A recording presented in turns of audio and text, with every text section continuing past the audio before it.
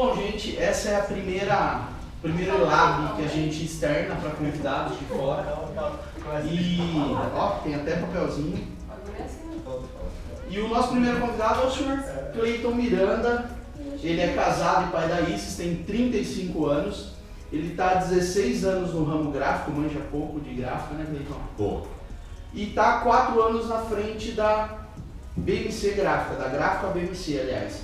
Alguma coisa que ninguém sabe, algo que ninguém sabe sobre ele é que ele é formado em educação física, mas come mal pra caramba, viu? Pra caramba. Pra caramba. Sem dieta. Só joga bola, não faz Só. exercício físico. Não faço. Então seja bem-vindo, por favor. Obrigado. Passa o bastão pro senhor. Muito grato. Vamos lá?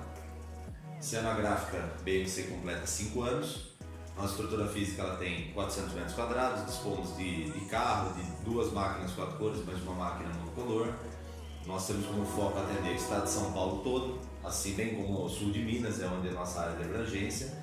Nossa busca é pela fidelização de clientes e parceiros, a fim de desenvolvermos parcerias longas e duradouras. Visando o melhor desempenho e agilidade dos trabalhos, desenvolvendo esse manual para orientar de maneira eficiente o fechamento de arquivos para a produção gráfica. Falando um pouco sobre marca de corte e sangria, que aqui eu coloquei como sangra. Ali a sangra é uma reserva destinada ao corte, sendo indispensável em materiais que contenham corte na tinta. A medida para sangrar o material é de 5 mm. Ali eu fiz um gráfico, um mosaico, onde está o formato final. Podem ver pelas marcas de corte atrás da sangria, a sangra e o tamanho final do PDF com as marcas de corte, que é aquela área toda abrangente que vocês já fecham. Marca de corte sangra, a maneira errada e a maneira correta. Vejam que da maneira errada é com as marcas acima do material sangrado, a maneira correta seria abaixo. Por quê? Depende muito da montagem. Tem montagens que nós fazemos muitas vezes sem duplos na hora de fazer a montagem, para a hora do tira-retira. Se vocês fazem daquela forma, da maneira errada, isso pode aparecer na hora do impresso, principalmente cartões de visitas. É interessante fazer dessa forma. Se a faca fugir um pouquinho, parece. Foge, porque imagina, a guilhotina ela é muito precisa, só que às vezes uma elevaçãozinha que dá a hora de colocar o papel, ela já pode comprometer o corte do trabalho. Arquivos com corte especial. Para esses casos, a BMC conta com diversas facas padrões, tais como envelopes ofício, meio saco e saco, pasta com orelhas e com bolsas simples ou duplas. Aí eu coloco um adendo com ou sem corte para cartão de visitas na bolsa. Por quê? Muitos clientes, por exemplo, semana passada nós tivemos 2 diferentes. O Romaninho, por exemplo, prefere que não tenha. E outro cliente prefere que tenha. E aí é sempre para inserir o cartão. Aqueles 2 piquezinhos na diagonal para inserir o cartão. Dentre outras facas, só determinar essa opção no momento do orçamento e solicitar o arquivo da faca, porque daí eu não incluo isso no preço do orçamento. E o mais importante de tudo, quando vocês mandarem, um cliente de vocês mandarem fazer algum trabalho e tiver faca, é importante dizer que a faca é do cliente, não é da gráfica, tá? Porque se o cliente pagou por isso, ele tem direito sobre a faca. E às vezes é uma coisa que algumas gráficas não adotam como prática. Elas seguram a faca para tentar fidelizar o cliente. Isso é uma bobagem, né? Nesses casos, a sangria pode ser maior, de até 1 centímetro, pois pode ocorrer variação no corte, por se tratar de um processo manual. Quando vocês forem na gráfica, vocês vão entender melhor. Todo trabalho que ele não é refilado retangularmente, e sim por faca, é um processo 100% manual, onde a faca ela é adaptada ao padrão fixo do corte vinco, e o padrão móvel ele vai batendo conforme folha por folha, ou a cada 3, depende da gramatura e espessura do material. Então ela pode correr um pouquinho mais ainda, então é bom até deixar um espaço um pouco maior. Os arquivos de faca devem vir preferencialmente em Corel, pois facilita o processo da confecção. Obviamente, se vocês fizerem, por exemplo, na extensão EPS, eu consigo abrir isso no Corel também e dá para... Só para tirar a dúvida do pessoal, então, é em Corel por quê? Porque os equipamentos só utilizam a interface de comunicação do Corel. Porque na verdade o fotolito, a pessoa que faz a faca, ela tem que confeccionar um fotolito espelhado para poder desenvolver a faca. Porque é como se fosse um processo de transfer, então ela tem que pegar o lado oposto. Que era o processo basicamente do fotolito antes de existir o CTP, fazia espelhado. Aqui é algo que quase ninguém passa, mas o espaço ideal para o aero e a espiral. ao se criar um trabalho que seja do aerógrafo espiral, deve-se tomar cuidado em criar um espaçamento de 13 mm no local onde será aplicado o mesmo, pois os mesmos invadem em até 10 mm as páginas. Até deixei um gráficozinho para vocês verem. O aerô, principalmente quando tem capa dura, ele acaba usando o passo duplo, que nós chamamos. Existe o passo duplo e o passo triplo. O triplo é quando o aerozinho ele é menor, então ele usa 3 em 1 centímetro. O duplo ele usa 2 em 1 centímetro. Então, nesse caso do duplo, ele avança até um pouquinho mais. Por isso que a gente determina 13 milímetros. No caso de um calendário, pode ser até 10, que ele ocupa uns 7 milímetros ali, mas fazendo com 13 é o suficiente. Verniz localizado e relevos. Para acabamentos especiais como relevo ou verniz localizado, é necessário que o arquivo seja enviado separadamente ou em outra página do programa que foi criado, com a nomenclatura indicando a espécie de acabamento. Ali eu deixo como exemplo: verniz localizado capa, no caso de relevo, alto relevo capa, baixo relevo capa. Importante, os arquivos com acabamentos especiais devem estar no mesmo tamanho e posição do arquivo a ser aplicado. Parece meio óbvio, mas muitas vezes nós recebemos arquivos em que a pessoa desenvolve o verniz localizado fora de centro ou não com a mesma sangra. É importante que seja um espelho do arquivo de impressão, porque senão é por ali que nós pegamos para fazer o verniz localizado. Então, na maioria das vezes a gente manda um arquivo em PDF, como por exemplo frente, verso, e aí tem verso verniz. Né? Pode ser, corrido pode ser, junto, né? Sem problema. Que aí a gente coloca em magenta para... Isso, pode ser também. Porque até coloquei ali, esses arquivos devem ser enviados apenas em vetor e chapado na cor preto 100%. Na verdade, não precisa ser o preto 100%. Ele pode ser magenta, pode ser qualquer outra cor, desde que identificado no arquivo. Aqui eu aproveito uma coisa que eu lembrei agora para fazer um adendo. Toda vez que vocês forem enviar arquivos que tenham faca especial, é muito importante que vocês coloquem essa faca, se possível, o ideal seria o quê? Arquivo de impressão, arquivo da faca na segunda página, ou numa página separada, e mandar também um terceiro arquivo com a faca aplicada no trabalho. Porque muitas vezes acontece em a agência ou o cliente ele acaba mandando o arquivo de impressão já com a faca inserida. A gente tem que ter a devolutiva para separar, porque a gente não consegue nem pode ficar mexendo em arquivo de vocês, né? Aqui o que a gente faz? A gente faz a faca também no contorno magenta.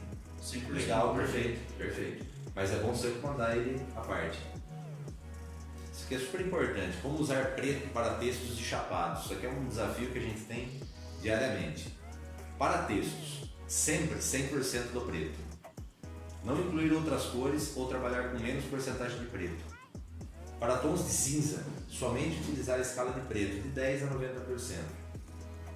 Para fundos chapados, aqui podemos usar de duas formas. Ou colocar 100% de preto com 40% de azul, é uma saída. Ou colocar 100% de preto e 20% das outras três cores. Varia de caso a caso. Se vocês fizerem uma dessas formas, a gráfica não vai ter problema algum e o chapado vai ficar bom. Nunca acima dessas porcentagens, muito menos colocar 100% em todas, que aí vira o material não seca nunca. O registro também está errado. Não, é horrível. Em cromia, jamais utilizar porcentagens quebradas. Aqui eu trago como exemplo 55 de azul, 52 de magenta, que aí eu coloco como observação. Isso é muito comum quando se converte arquivos em RGB para CMYK. Fiquem ligados nisso, porque é muito... Hoje, o sistema de pré-impressão de qualquer gráfica ela não consegue identificar arquivos em RGB. Como programa mesmo, o que ele vai fazer? Ele vai pegar esse arquivo em RGB, a hora que você refina o arquivo, ele já vai definir com 4 cores. Então nessa, por exemplo, se tiver alguma foto que já é em RGB, ele vai potencializar no preto. A foto vai escurecer, bem como aí eu falo, isso aqui se aplica muito a arquivos, por exemplo, de textos quando está em RGB. A hora que converte, ele dá isso aqui geralmente. Ele quebra inteiro. E aí o impressor pode ter a melhor máquina na mão que ele não vai conseguir registrar uma fonte 8, uma fonte 9. Por isso que é importante tratar a imagem antes de jogar para. Você vai usar um arquivo impresso, abre ela no Photoshop. Opa, legal. Trate ela em CMYK, porque quando você pega uma foto em RGB e passa ela para CMYK, ela perde a cor completamente. Então é interessante você jogar no Photoshop para CMYK, tratar ela, dar uma avivada na cor e importar. Isso é muito comum, Illustrator. muitas vezes é muito comum acontecer em folhetos de supermercado. Porque o folheto de supermercado é aquela história, né? A listagem chegou agora cedo. Até a hora do almoço tem que aprovar, a noite tem que estar na gráfica no dia seguinte. Geralmente é nessa correria. E aí o que acontece? O designer ele acaba esquecendo de pegar essa foto e tratar ou passá-la para a CMYK e aí manda para a gráfica. Ou seja, o cara fez o layout, o designer fez o layout todo em CMYK, chegou na foto, não converteu. A foto, principalmente carne, hortifruti, vai lá em cima.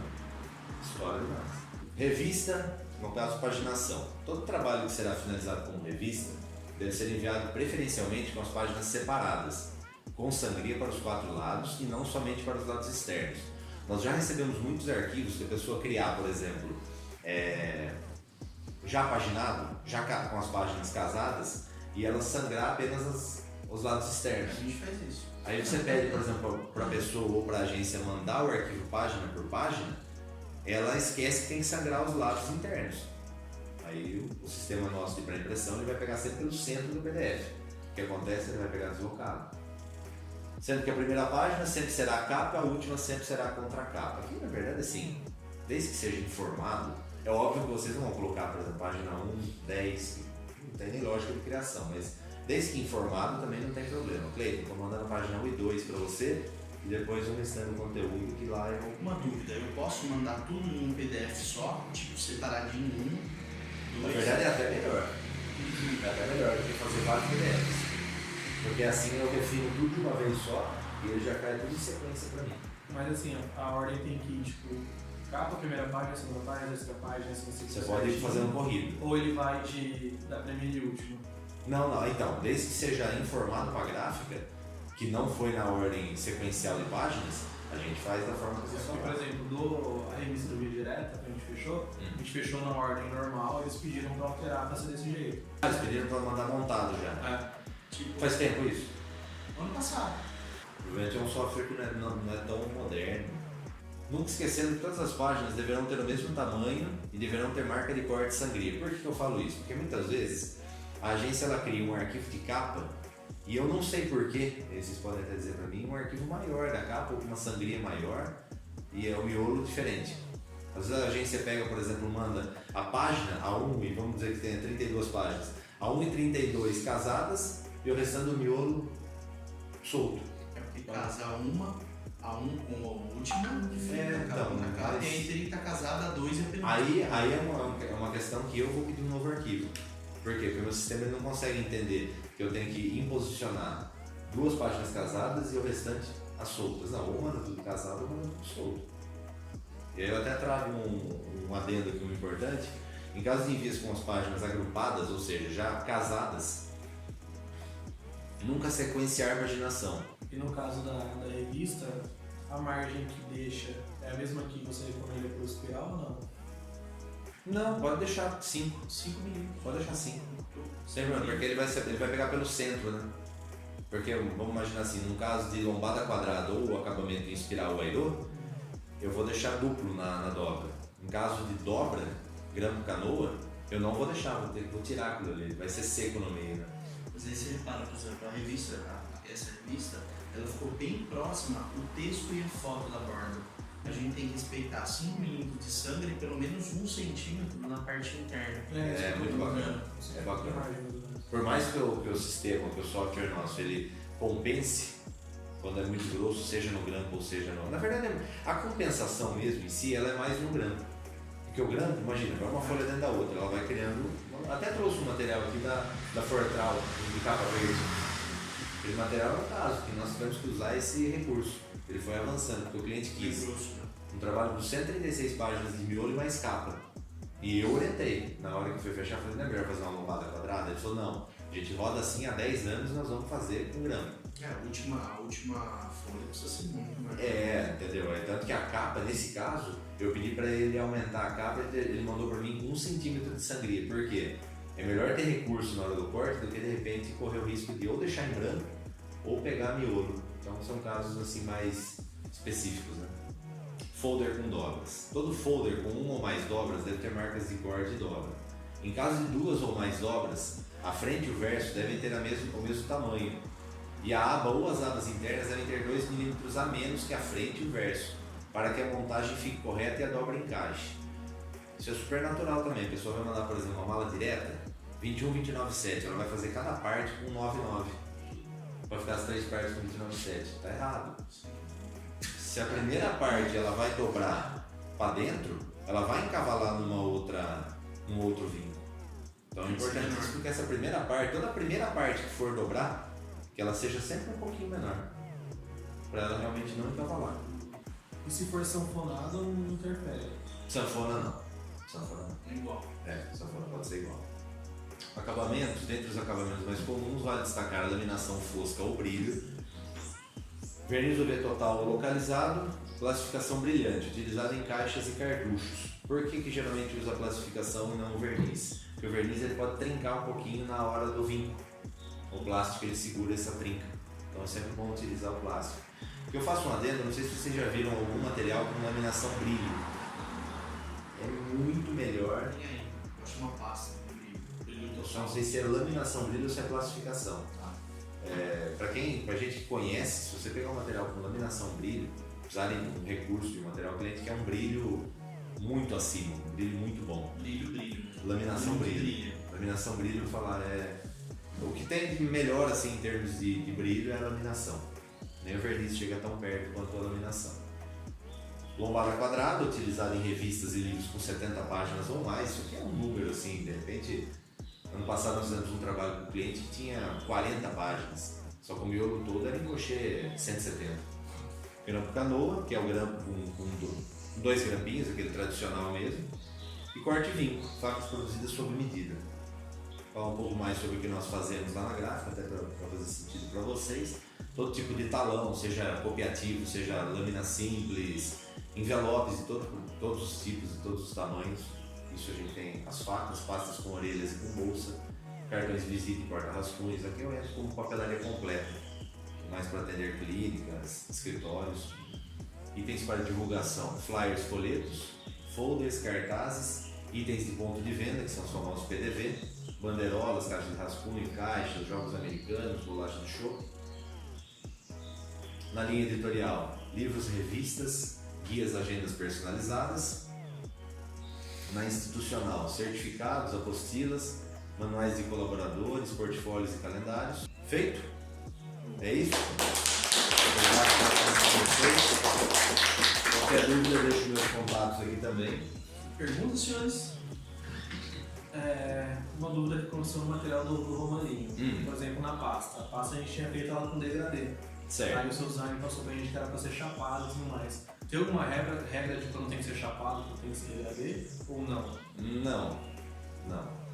O que tem que entender, o que nós temos que entender é qual que é o objetivo da criação. O objetivo da sua criação era no degradê? Era no degradê. Era no degradê, tá. É sempre importante daí ter um bate-papo com a gráfica, porque muitas vezes a agência vai fazer um degradê, ela faz, por exemplo, um degradê de 100% para 60%.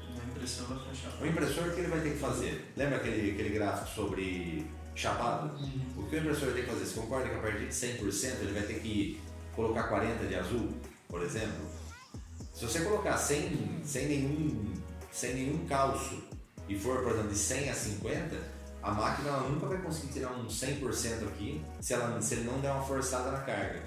Então é sempre importante ver o quanto pode calçar. De repente começar com 140, 90-30, mas é sempre importante ter um calcinho, porque a hora que o impressor coloca, ele não tem que aumentar a carga para poder chegar. Eu sei que eu sempre devo usar o DFX1 para impressão, mas tem alguma hora que eu tenho que usar os outros X3, aqueles outros tipos que tem de opções? Para nós não, questão de gráfica não. A não ser que seja uma questão, às vezes, muito. Não saberia dizer para você não. Eu acho que se for usar o Pantone, você precisa de uma outra configuração. Aqueles mais novos, né? Tem o X10, o GF10, versão 10. Eu desconheço, tem algum outro de fechar. Tem que em relação ao Pantone que você comentou. É sempre bom colocar, por exemplo, o Pantone. O sistema de pré-impressão ele é avançado, ele avançou muito em relação ao fotolito, mas ao mesmo tempo ainda ele é um pouco. Ele não consegue compreender o que a pessoa do outro lado fez. Então, por exemplo, vocês fizeram um trabalho cromia e mais 2 Pantones. que eu sempre falo é assim, deixa esses outros pantones em páginas separadas. Porque o sistema ele não consegue, quando eu dou lá refinar arquivo, ele tem 3 opções: refinar CMYK, refinar PB e refinar Pantone. Vira uma salada. Se eu coloco refinar CMYK, ele vai pegar o Pantone e vai transformar em CMYK. Se eu colocar refinar Pantone, ele vai pegar tudo aquilo ali e transformar tudo em Pantone. A hora que você vê a saída de cores, por exemplo, deu 20 cores. Não dá pra misturar CMYK com Pantone. Não. O ideal é assim, que nem eu falei, vale também aquela questão da faca. Faz um arquivo com todas as cores, faz um arquivo em CMYK e vai colocando os Pantones em páginas separadas. Eu acho que é importante também. Eu acho que o PDF X1, ele não fatia tanto quanto os outros. Repara pra você ver, se você for usar um arquivo muito pesado e exportar em PDF X10, ele fatia. Se você der o zoom, você vai ver até as fatiazinhas dele. Assim, Eu nunca Ele vi. fatia mais. Eu nunca vi realmente, confesso. Se não dá uma fita daquele jeito, é a questão de autoridade. Mas É interessante, por a questão de arquivo ficar enorme, né? Ali eu nem coloquei, mas por exemplo, a questão de imagens no arquivo. Sempre é bom colocar até 300 dpi. Deixa 300, deixa como base 300 dpi, porque às vezes eu recebo arquivo na gráfica lá, por exemplo, de 1 tera. Mas você vai ver, pô, Agora arquivo faz simples. muito isso. Faz muito isso. Agora deixa o arquivo enorme. Eu falo, eu não tenho muita base em design, em Illustrator, não. Eu tenho formação em Corel e PageMaker, né, que eu fiz. Então assim, o Corel é muito comum na hora que você vai fechar arquivo, ele estourar. Então assim, às vezes eu recebo materiais simples, assim, A3, com 2 dobras e 1 tera. Aí você abre esse arquivo e você vai ver. Realmente, a foto tá com... Agora eu adoro fazer isso. Adoro. Deixa bem grande. Deixa, não tem como. Cara, por que o CorelDRAW? Por que vocês só usam o CorelDRAW? Não, na verdade nós só aceitamos em PDF. PDF? O Corel é só a questão da faca. A questão da faca por conta do fotolito que nós estamos vendo. Porque esse é o único processo ainda que leva fotolito 100%, ainda é a faca. É um processo que a gráfica, os faquetos ainda não conseguiram. Mesmo se você pegar, porque existem 2 tipos de faca. A faca artesanal, que é a mão mesmo de quem está fazendo. E existe a faca laser, que é muito mais caro. Hoje eu acho que tem em São Paulo só fornecedores. Ah, preciso de um corte extremamente preciso, porque é uma faca laser. Sem dúvidas, pessoal. Fechou? Então, uma cartinha de agradecimento, senhor. E o objeto de desejo. Todo mundo quer. devendo, né? Devendo mais uma, né, na realidade. Não, uma já mais está uma. suficiente. Muito obrigado. Obrigado. Eu agradeço.